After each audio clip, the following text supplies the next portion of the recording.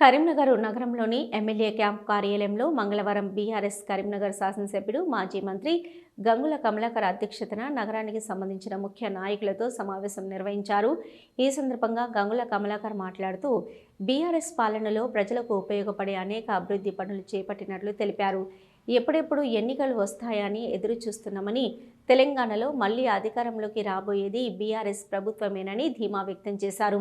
అప్పటి వరకు పార్టీ కార్యకర్తలు ప్రజలతో మమేకమై వారి సమస్యలపై పోరాటం చేయాలని పిలుపునిచ్చారు. కేంద్రంలో బీజేపీ, రాష్ట్రంలో కాంగ్రెస్ ప్రభుత్వాలు ఉన్నప్పటికీ ఇప్పటి వరకు చెప్పుకోదగ్గ అభివృద్ధి జరగలేదని విమర్శించారు.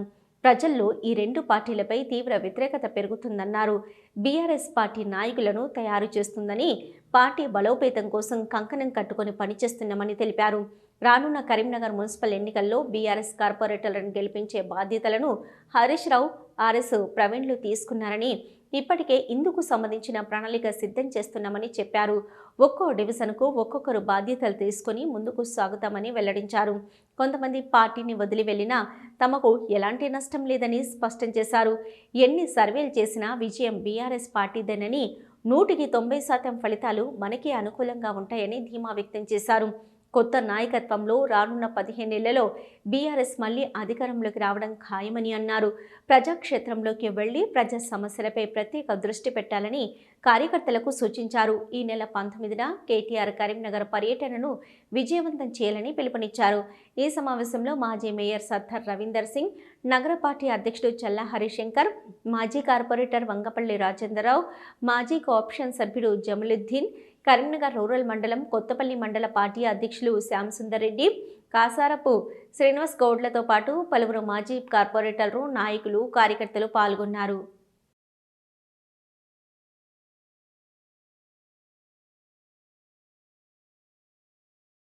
నేను ఒకటే రిక్వెస్ట్ చేస్తున్నాను, ప్రజలకు ఏదైతే గతంలో చేసిన పరిపాలన మన చూసిండ్రు, ఇప్పుడు 2 సంవత్సరాల బీజేపీ మాటలు మాట్లాడు, ఇంత కేంద్ర మంత్రిగా ఉన్నాడు, రూపాయలు రాలేదు, చారణ బిల్ల రాలేదు, ఇక్కడ నిన్నడో మాట్లాడడం లేదు, డంప్యాడ్ ఇస్తున్నాడు, డంప్యాడ్ చేయలేదు, అన్ని పెండింగ్ ఉన్నాయి, వీళ్ళతో కాదు, మళ్ళీ మీతోనే కావాలి అనే ఉద్దేశం. మరి ఇంకా 3 సంవత్సరాలు ప్రభుత్వం వస్తే కావచ్చు, కానీ 3 సంవత్సరాలు వెయిట్ చేసినా చేయకుండా మేము we are in favour of the BRS party, sir మోసపోయినా మళ్ళీ మోసపోము అని క్లియర్ చెప్పింది.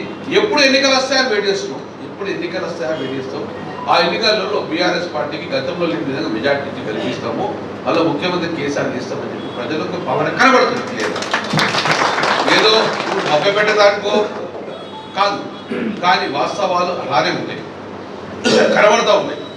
100% రాబోయే కాలం బీఆర్ఎస్ పార్టీ. మేము కాదనేది బీజేపీలో అడగండి, కాంగ్రెస్ అడగండి, ఎవరు చెప్పినాక వాళ్ళ క్యాడర్ అదే చెప్తుంది.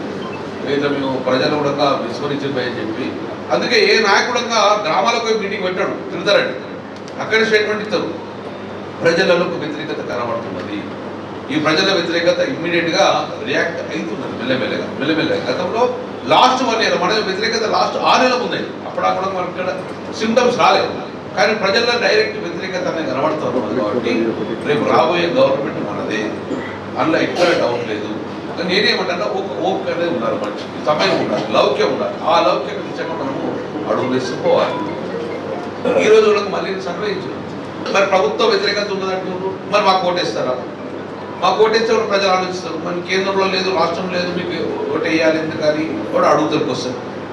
అది కూడా అడిగితే మా సభలో చెప్పారు, మరి కేంద్రంలో బీజేపీ ప్రభుత్వం ఉంది, రాష్ట్రంలో కాంగ్రెస్ ప్రభుత్వం ఉంది, టీఆర్ఎస్కి మీరు మంచిగా చేసి అంటారు కదా, మరి టీఆర్ఎస్కి ఓటేస్తే మీకు ఏం లాభం అని అది కూడా అడిగించాను.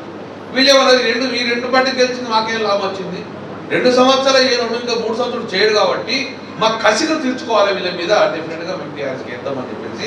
ఇక డెవలప్మెంట్ చేసింది వాళ్ళే, డెవలప్మెంట్ చేస్తే కూడా వాళ్ళే, నమ్మకం మాకుంది. డెవలప్మెంట్ మా దగ్గర 30 సంవత్సరాలు నిన్న గంధవేసి అవడంగా వాళ్ళకి రెడ్డి సంఘం విడిపోతే క్లియర్గా వాళ్ళు కూడా చెప్పింది. మా పాపిరెడ్డి సార్ ఒక సార్ ఉంది, మా పాపిరెడ్డి సార్ అడుగుతున్నాం. ఆ పాపిరెడ్డి సారు మేము చిన్నగా 4వ తరగతి నుంచి మాకు పీటీ సార్, పీటీ. నేను ఫస్ట్ టైం ఎమ్మెల్యే గెలిచినప్పుడు పోతే సప్తరికాంగం ఇల్లు, ఆయన ఉన్న వాళ్ళ భార్య పిలిచి నన్ను మాట్లాడిందంటే, బిడ్డ 36 సంవత్సరాల క్రితం ఇల్లు కట్టుకున్నాను, 36 సంవత్సరాల క్రితం అప్పుడు ఇల్లు కట్టుకున్నప్పుడు ఇక్కడ ఎవ్వరు లేరు, నేను ఇద్దరు ఉన్నాము. ఆ ఇల్లు కట్టినప్పటి నుంచి ఇప్పటి వరకు నా ఇంటి ముందర బోరుగు లేదు బిడ్డ, రోడ్డు పక్క పెట్టి బోరుగు లేదు. నల్ల కూడా మనం పోయి బోరి కాడ ఉట్టుకొచ్చుకున్న పరిస్థితి వచ్చింది. 36 సంవత్సరాలు ఇంటి పనులు కడతాను, నా ఇంటి ముందర రోడ్ వేయవా అంటే 36 సంవత్సరాల నుంచి ప్రజలు ఇబ్బంది పడ్డ రోడ్ ఏ పరిస్థితి లేదు. ఈరోజు రోడ్డు లేని ఇల్లు లేదు, కరీంనగర్ రోడ్డు లేని ఇల్లు లేదు. అక్కడ మారుమూల ప్రాంతం కూడా రోడ్డు తీసుకుపోయిన ఘనత ఈరోజు. నిన్న మాట్లాడితే ఏ ఒక్కరు మాకు రోడ్డు కావాలట్లేదు, అంత అద్భుతంగా డెవలప్ అయింది.